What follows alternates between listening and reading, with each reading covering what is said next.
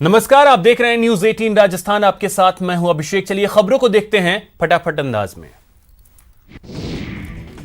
CM Gehlot ने आज गृह रक्षा निदेशालय के नए भवन का लोकार्पण किया। वहीं एसीबी जयपुर शहर की चौकियों के नए भवन का भी लोकार्पण किया। उन्होंने वीडियो कॉन्फ्रेंसिंग के जरिए प्रदेश को यह सौगात दी। जयपुर को यूडीएच मंत्री शांति धारीवाल ने स्काई लिफ्ट मशीनों की सौगात दी है। ये मशीनें नगर निगम के संसाधनों में शामिल होंगी। बीजेपी की संभाग स्तरीय वर्चुअल रैली 27 जून को आयोजित होगी। इस रैली को सफल बनाने के लिए नेता प्रतिपक्ष गुलाब चंद कटारिया ने उदयपुर संभाग का दौरा शुरू कर दिया। उदयपुर में आगामी पंचायती राज चुनाव को लेकर जनता सेना ने भी कमर कस ली है। इसी की तैयारी को लेकर जनता सेना कोर कमेटी की बैठक की गई। इस बैठक में पूरे जोश और उत्साह के साथ चुनाव लड़ने का निर्णय लिया गया। बीजेपी के वरिष्ठ नेता कालूलाल गुर्जर पर अश्लील मैसेज भेजने के आरोप में बीजेपी किसान मोर्चा ने केस दर्ज कराया। राजस्थान में कोरोना पॉजिटिव मरीजों की संख्या बढ़कर 15,809 हो गई है। 11,969 लोगों को डिस्चार्ज कर दिया गया। 372 मरीजों की मौत हुई है। कोटा में आज कोरोना के 10 नए केस सामने आए। इसके साथ ही जिले में कुल कोरोना केस 576 हो गए। कोटा में कोरोना को लेकर रेलवे सख्त हो गया है। रेलवे ऑफिस में थूकने पर लगेगा 1,000 रुपए का जुर्माना।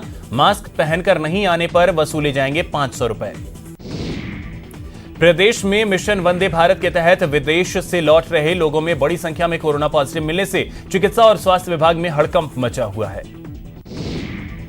बूंदी में आज कोरोना के 2 नए केस सामने आए। जिले में कुल मरीजों की संख्या 12 हो गई। अजमेर में कोरोना संकट के बीच अनलॉक 1.0 में धार्मिक स्थल खोलने को लेकर कलेक्टर की अध्यक्षता वाली समिति की आज अहम बैठक आयोजित की गई। बैठक में सभी ने कोरोना गाइडलाइंस के तहत सभी नियमों का पालन करने के साथ धर्मस्थल खोले जाने की बात कही।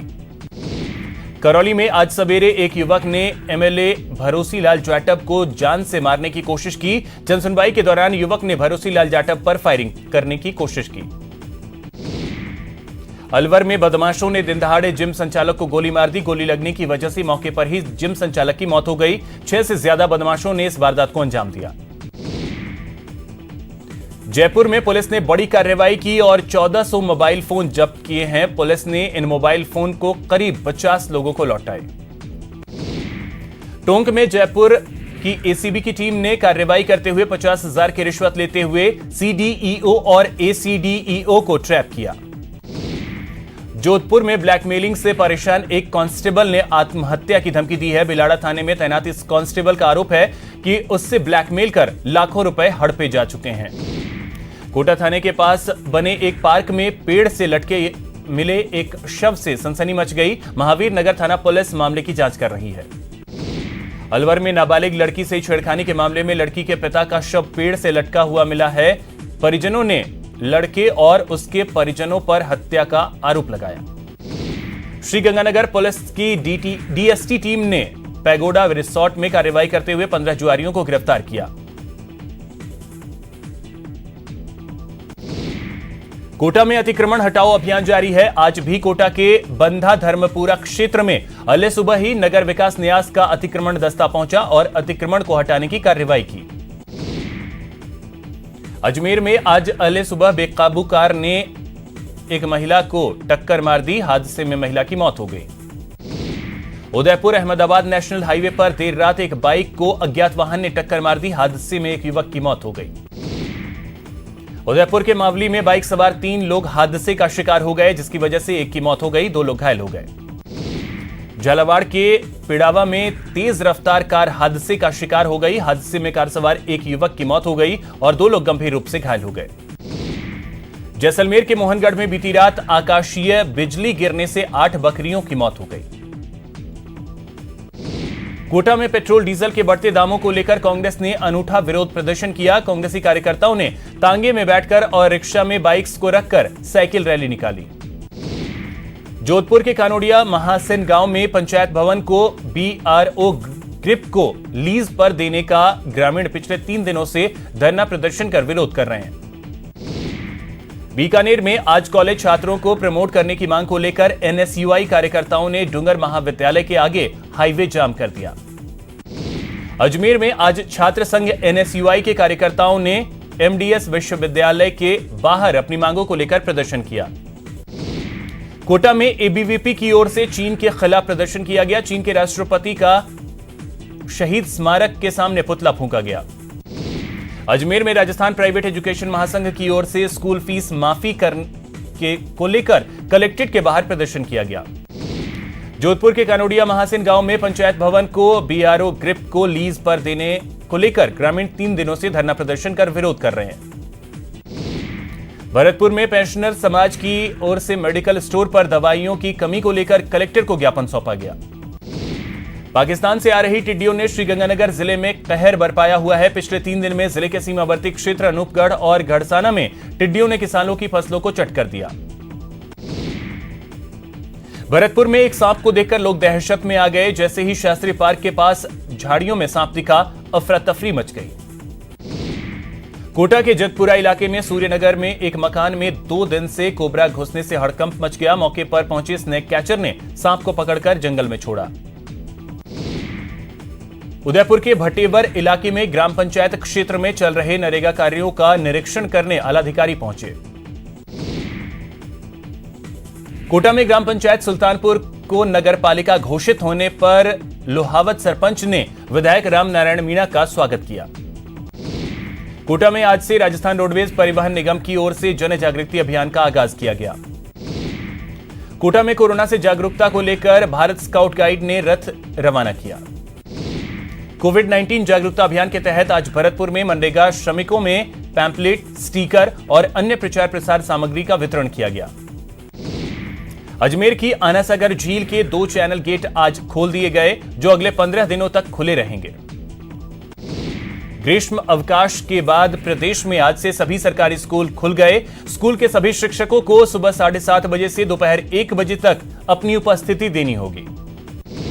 श्रीगंगानगर में राज्य सरकार के आदेश के अनुसार आज से प्रदेश भर में सभी सरकारी स्कूल खुल गए। आज पहले दिन केवल शिक्षकों को ही स्कूल पहुंचना था, जहां उन्होंने स्कूल पहुंचकर लॉकडाउन से पहले रहे पेंडिंग कार्यों को निपटाया।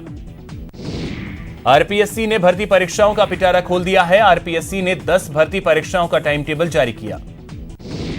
श्रीगंगानगर में समर्थन मूल्य पर कृषि जिंसों की सरकारी खरीद लगातार जारी है, लेकिन पिछले कुछ दिनों से बारदाना की शॉर्टेज के चलते जिले के सैकड़ों किसान अभी भी समर्थन मूल्य पर फसल बेचने से वंचित हैं। चूरू के सुजानगढ़ से नगर परिषद ने शहर के ऐतिहासिक नाथू तालाब की 25 वर्षों बाद सफाई शुरू की। जयपुर के जवाहर कला केंद्र में online learning children's summer festival का आयोजन किया गया, जहां विजुअल आर्ट्स सेशन के तहत शकुंतला महावर ने मांडना आर्ट के गुर सिखाए। उदयपुर जिले के मावली कस्बे में आज हाइब्रिड मूंगफली देखने को मिली। यह मूंगफली का आकार सामान्य मूंगफली से लगभग 1.5 गुना बड़ा होता है। बूंदी की स्थापना के आज 779 साल हो गए। इस मौके पर 1 दिवसीय बूंदी स्थापना दिवस समारोह का आगाज हुआ। उदयपुर के जगदीश भगवान की रथ यात्रा की तर्ज पर भिंडर में निकलने वाली प्रसिद्ध श्रीधर भगवान की रथ यात्रा पर इस बार रोक लग गई है।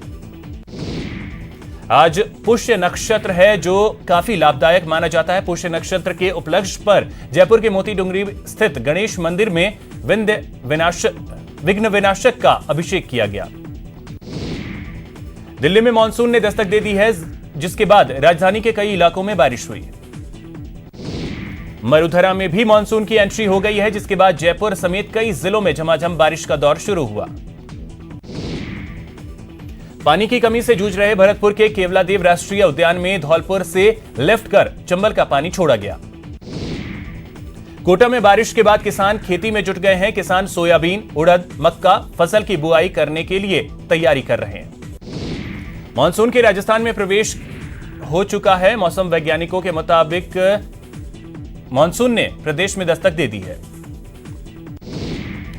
रूस में 75वीं विक्ट्री डे परेड शुरू हो गई। इस मौके पर भारत के रक्षा मंत्री राजनाथ सिंह भी वहां मौजूद रहे। भारतीय सेना की एक टुकड़ी ने इस परेड में हिस्सा लिया। 75 सदस्यों वाली इस टुकड़ी में आर्मी, एयरफोर्स और नेवी के जवान शामिल हुए। सेना प्रमुख एमएम नरवणे पूर्वी लद्दाख की फॉरवर्ड पोस्ट पर पहुंचे, जहां उन्होंने सैनिकों का सम्मान किया। भारत और चीन के बीच संयुक्त सचिव बातचीत होगी। यह बातचीत वर्चुअल होगी। भारत की तरफ से संयुक्त सचिव नवीन श्रीवास्तव होंगे। चीन की तरफ से डीजी सीमा विभाग बातचीत में शामिल होंगे। लद्दाख में चीन के साथ लगती सीमा पर तनाव को देखते हुए आईटीबीपी के जवानों को अब एलएसी पर भेजा जाएगा। गलवान में हिंसक झड़प के 7 दिन बाद आखिरकार भारत के दबाव के आगे चीन झुक गया। चीन सीमा में स्थित मोल्डो में दोनों देशों के बीच लेफ्टिनेंट जनरल स्तर की बातचीत हुई थी। अब चीन की सेना पूर्वी लद्दाख की गलवान घाटी से पीछे हटेगी।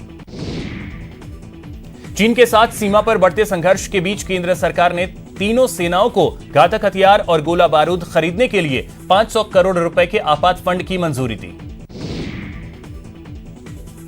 रूस से जल्द ही मिलेगा S-400 सिस्टम, रक्षा मंत्री राजनाथ सिंह ने दिया संकेत।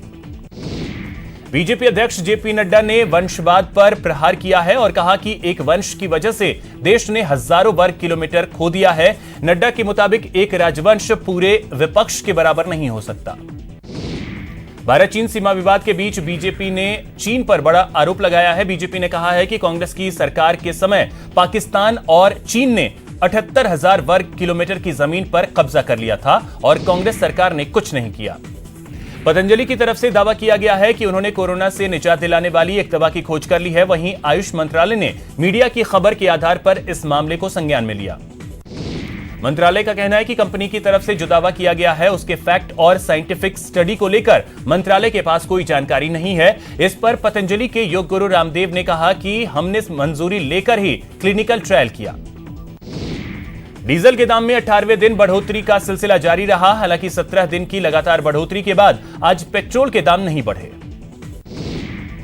देश में पिछले 24 घंटे में 15,968 नए कोरोना के मामले सामने आए हैं। कुल आंकड़े 56,968 हो गए हैं। देश में पिछले 24 घंटे में कोरोना की वजह से 465 लोगों की मौत हुई है।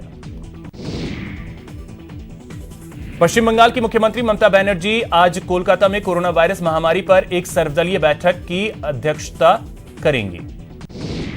तेलंगाना में मंगलवार को कोविड-19 के 879 नए मामले सामने आए, जिसकी वजह से राज्य में संक्रमितों की संख्या 9,553 हो गई।